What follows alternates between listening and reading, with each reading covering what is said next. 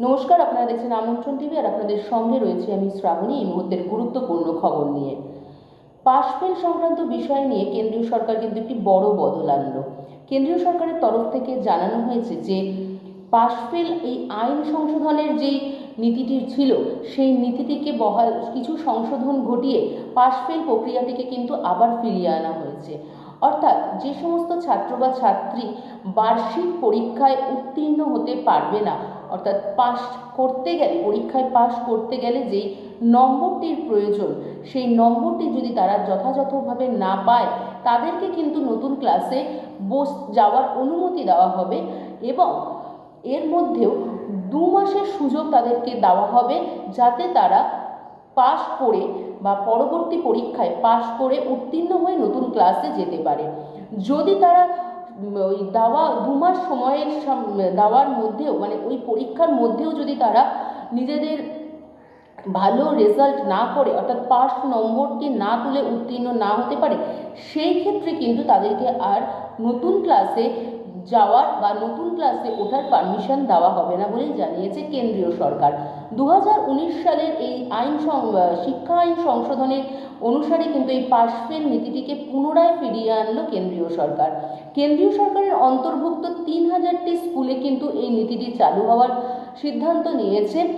এর মধ্যে রয়েছে কেন্দ্রীয় বিদ্যালয়, আর্মি বিদ্যালয়, এই বিদ্যালয়গুলি অর্থাৎ এর মধ্যেও থাকা 3000টি যে বিদ্যালয় রয়েছে সেই বিদ্যালয়ে তো এই নিয়ম চালু হবে। রাজ্য সরকারের ক্ষেত্রে বলা হয়েছে যে রাজ্যের প্রত্যেকটা স্কুল যেহেতু রাজ্য সরকারের অধীনে থাকে তাই জন্য কিন্তু তাদেরকে সেই ব্যবস্থাপনা নিতে হবে এবং রাজ্যের অধীনে থাকা যে সমস্ত স্কুলগুলো রয়েছে তাদের মধ্যে থেকে কিন্তু মাত্র 2টি রাজ্য অর্থাৎ পাঞ্জাব এবং হরিয়ানা অধ্যুষিত যে কেন্দ্রশাসিত অঞ্চলে যে স্কুলগুলি রয়েছে তারা কিন্তু এখনও সেই সম্পর্কে কোনো সিদ্ধান্ত সেভাবে জানিয়ে উঠতে পারেননি। এছাড়া বাকি রাজ্যগুলো কিন্তু এই পাশ ফেল নীতিতে সম্মতি দিয়েছে। অর্থাৎ পাশ ফেল এই নীতিটা পুনরায় কিন্তু কেন্দ্রীয় সরকার চালু করলো।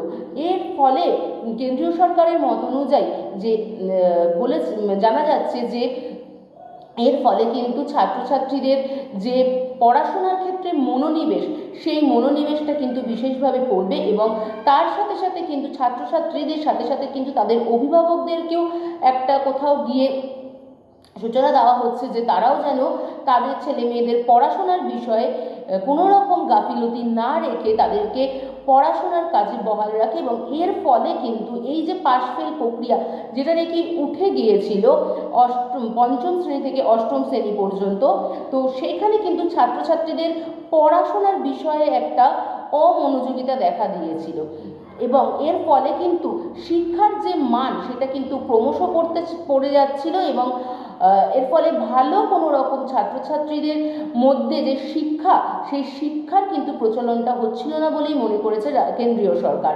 তাই জন্যই কিন্তু এই পদক্ষেপটা কেন্দ্রীয় সরকারের পক্ষ থেকে নেওয়া হয়েছে। কেন্দ্রীয় সরকারের যে শিক্ষা সচিব রয়েছেন সঞ্জয়বাবু জানিয়েছেন যে ছাত্রছাত্রীদের ভালোর উদ্দেশ্যে এবং শিক্ষার মানটাকে বাড়ানোর উদ্দেশ্যে কিন্তু এই পদক্ষেপ গ্রহণ করেছে কেন্দ্রীয় সরকার।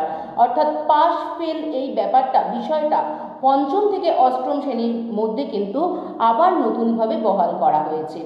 এই ধরনের খবর আরও পেতে আরও জানতে নিজেকে আরও আপডেট রাখতে অবশ্যই আমাদের সঙ্গে থাকুন, আমাদের পাশে থাকুন। আপনারা দেখছেন আমন্ত্রণ টিভি। আমন্ত্রণ টিভিকে অবশ্যই কিন্তু লাইক, সাবস্ক্রাইব এবং শেয়ার করুন, আমাদের পাশে থাকুন। আপনারা দেখছেন আমন্ত্রণ টিভি। দেখুন, জানুন, মেতে উঠুন।